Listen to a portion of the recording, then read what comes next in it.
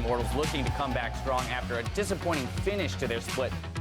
We were too much overconfidence. Like we disrespect like every other players. We're not gonna like make same mistake as spring split. Energy was in the playoffs and then switched 80% of the lineup. Basically completely rebuilt the team around GBM. 새로운 팀인데도 시간이 없는 만큼 많이 부족한 것 같고 임모탈스를 잡고 좀 분위기를 반전해야 되지 않나.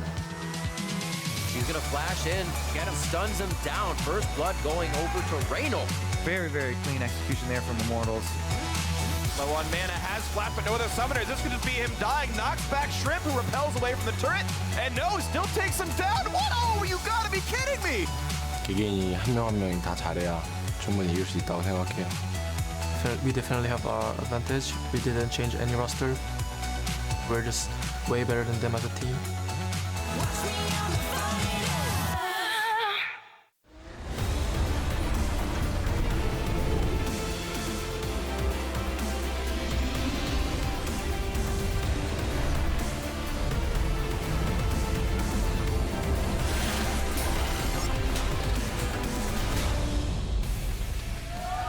Good evening and welcome to week 2 of the North American LCS Summer Split. We've got a couple of exciting series for you tonight, and fans have packed the Battle Theater to watch their favorite teams compete. Now, earlier, Immortals was getting set up on stage, and of course, you got your fan favorite Huni getting ready to face off against Quas in that top lane. Of course, then we've got his teammate Wild Turtle getting his peripherals set up as well. We'll see if he earns himself any more player of the game honors tonight, as he's doing well in that regard. They're facing off against Energy tonight. GBM here ready to dominate that mid lane, getting his peripherals all sorted out. And of course, support Kiwi Kid, all-time games played leader, continuing that streak tonight, always bringing a smile to fans. Of course, ladies and gentlemen, thank you so much for joining us this evening. I'm James Dash Patterson. With me tonight is my esteemed colleague, Sam Kobe Hartman-Kensler, and Canadian cohort, Isaac Azale Cummings-Bentley. Yo, what's up with that? Why am I not esteemed? Wait, I think you know the answer. What is the answer? No. What's the answer? You got to be one or the other. You can't be both esteemed and Canadian, so you have to make a choice. I guess I'm going with Canadian. All right, see, there it is. I knew I had it right to begin with. Are you happy? I'm happy. Happy as ale is a happy desk. Well, we're locked in and ready to kick off another LCS weekend, but first, I am happy to announce that the North American Summer Championship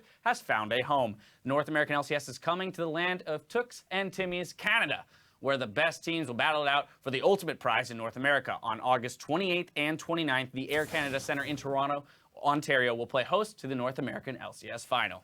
I am ridiculously excited for this. It's actually insane. I lived in Toronto. I grew up going to Raptors games, Leafs games at the ACC, and I can't even explain how excited I am for this. It's going to be the highlight of my esports career. I've been doing this a long time. I am pumped. Yeah, all right. Just so everyone knows, he has been this giddy for a while now. This I is know, not I've just been holding this it in. moment. I've been holding it in. This is Azale is very happy, so we're happy to be going to Canada as well. Returning, though, to this week in the LCS, we will be playing today's matches on patch 6.11, which has some meta shifts in store, which may rival even the adjustments that teams needed to make for that mid-season update. Yeah, there's a lot of exciting things here. I mean, in addition to the item changes like Trinity Force and some boots getting adjusted, there are so many S-tier champions in competitive play that got hit. I mean, we had Maokai, Echo, Swain, Ryze, Lucian, Azir, Kindred, Nidalee, the list goes on, but basically all those picks were very, very high rated, almost 100% pick ban. And although, as far as the overall game goes, these changes aren't as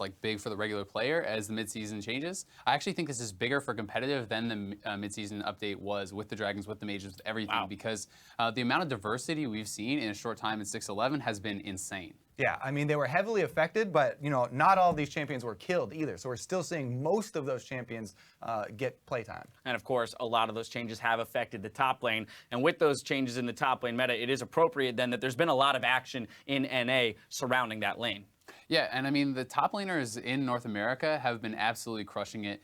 We've seen 2 of the top 4 kill leaders were top laners, and traditionally that is, you know, your ADCs, your mid laners, but they've been pulling a pretty big share for themselves. Yeah, if we compare just this very early, small sample size that we do now have for summer, in spring it was 4.1 kills per game, 16% kill share for the top laners. It's jumped up 5.38 kills average per game for them, and a larger kill share, and 21% So basically all around, more impact for these top laners, and we've got the talent to do it here. It should only be increasing as well, you know, with those buffs being even more significant in 6-11. But NA top lane has been insane this season. It's the best I think it's ever been. We got guys like Huni, Hanser, Impact, Seraph, Ray, KFO. We have Darshan, and it's been pretty crazy to think that we're going into a season where Darshan, who has been, you know, the NA elite for so long, may not be the cream of the crop top laner any longer. Well, he definitely had a rough start in week 1 here. There's plenty of time for teams to recover, but yeah, he looked a little rusty. You know, COG, they had to go to MSI, maybe get in some break time before starting up again. Another guy that we have to mention, though, if we're talking about, you know, high expectations and looking a little bit rusty, is going to be Quas. He had a really rough time so far in both of their series. You know, large death share as opposed to kill share for that guy. But man, that's a guy, he's been away from the scene for so long. He definitely going to have a lot more rust than most of these other top laners. Yeah, the statistics for Quas so far not painting a pretty picture. Of course, things aren't going to get any easier for him tonight as he goes toe-to-toe with Huni, who we already mentioned up there in that conversation of top laners in NA. Yeah, and I mean, Quas so far has 3 kills this split. Huni has 24. So that paints a gotta catch up quick. It's a rough picture. And I mean, you know, even when Swain was finally available for Quas, he didn't pick it. That's getting nerfed. His Maokai games looked really rough. You know, he didn't seem to be on the same page with the rest of the team, wasn't moving around the map well. And this is a guy who was, you know, top lane elite in North America for a long time. Yeah, but that does just so, you know, we know what Quas can get to. We know the level he can play at. So this is still, you know, I still have confidence in him that he will shake off the rust. And also, Energy, the team as a whole has been having issues, so it's not all on Quas. We don't want to do that. Yeah, the question is when will he return to form, more so than if, right? We have confidence that he should improve. We'll see how long it takes for him to get to that point. Of course, 2 more top laners who lit up the scoreboard last weekend are coming up against one another tonight. That's Apex's Ray versus Envy's Seraph. So one of them, he's got to come out on top here tonight. Yeah, I mean, both of these guys, big smiles on their faces after all the games last week, and they both played really well. Seraph, I have to point out, though, flexibility of this guy. He played a different champion in every single game in week 1. Vladimir, Maokai, Echo, Lissandra, Trundle. He can do it all for the team. Whatever you need from that top lane, he's your man.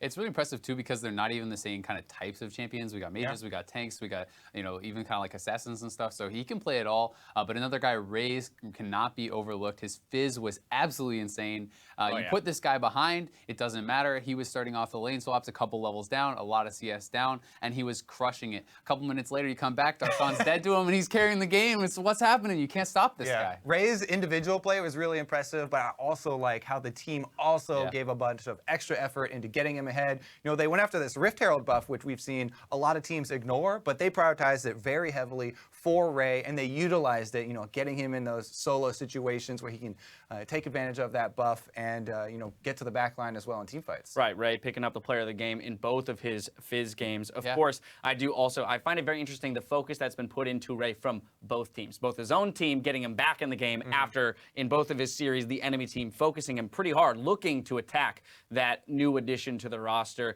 and, you know, the Chinese player that moves over here, and yet he bounced back every single time, so he's showing a lot of fortitude. He's also getting to pick up some blue buffs. Top laners never get that. That's insane. As soon as I saw that, I was like, holy crap, they put a lot into this guy. That just never happens. Yeah, it really does re-emphasize that now we can carry from any lane, like in League of Legends. You don't have to be just mid-focused or, you know, bottom lane focused, top lane as well. We've talked about a lot of the top laners themselves, but we didn't talk necessarily about the champions that might make an appearance. Of course, we have seen Jax and Aurelia pop up in other regions. You know, here, do we see the more carry meta as the tank top laners get slightly touched, benefiting any one specific player over another? I mean, you would, given history, point to Darshan and say, this is creeping back towards a meta that he should love and thrive in. Right. Is that the case? But then when we think about that, we're like, oh, you know, wait a second. We have all these other new top lane carries in North America now. KFO, he loves playing top lane carries. We've got all kinds of top lane carry players. Trinity Force is going to be really strong right now, so there's a lot of options, not just the individual champions that got buffed, but, you know, Aurelia making a big comeback as well. Yeah, I mean, we saw Jax in the EU LCS. Darshan definitely loved that champion a lot, but Aurelia's back. Huni was already playing a lot of these top lane carries.